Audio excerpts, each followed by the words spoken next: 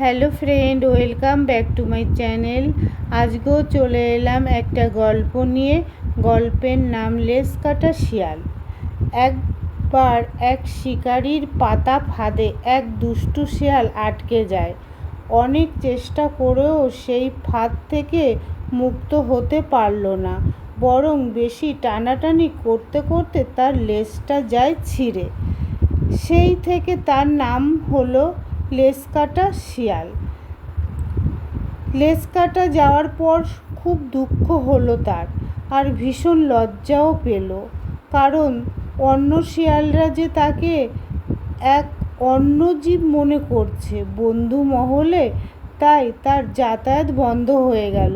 মনে মনে তখন সেই শিয়াল চাইল যে সব শিয়ালে আমার মতন অবস্থা হোক, কিন্তু এত শিয়ালের লেজ কাটবে কি করে? একদিন তার মাথায় একটা ফন্দি এলো। বনের সব শিয়ালকে ডেকে একটা সভা করে বলল, ভাইরা শোনো, আমি তোমাদের একটা গুরুত্বপূর্ণ কথা বলতে চাই। আজ বলবো। দেখো, আমাদের লেজ কি ভীষণ কুৎসিত, কোনো কাজেই লাগে না, বরং যে কোনো সময় শিকারির ফাঁদে লেজ জড়িয়ে বিপদ ডেকে আনতে পারে। অতএব আমরা সবাই আমাদের লেজ কেটে ফেলব। শিয়ালদের মধ্যে অনেকেই রাজি হলো, কিন্তু তখন এক বুড়ো শিয়াল বলল, তুমি ঠিক কথা বলেছ ভায়া। সত্যি করে বলো তো, শিকারির ফাঁদে তোমার লেজ কাটা না গেলে তুমি কি আমাদের এই পরামর্শটা দিতে পারতে সকলকে?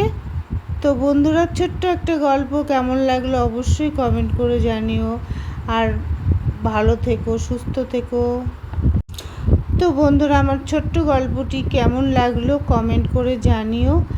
আর এর থেকে নীতিকথা কি পাই আমরা? হীন মনের কথায় বিশ্বাস করতে নেই। নিচু মনের মানুষের কথা কখনো বিশ্বাস করা উচিত না। রাধে রাধে বন্ধুরা। ভালো লাগলে like, comment, share, subscribe please.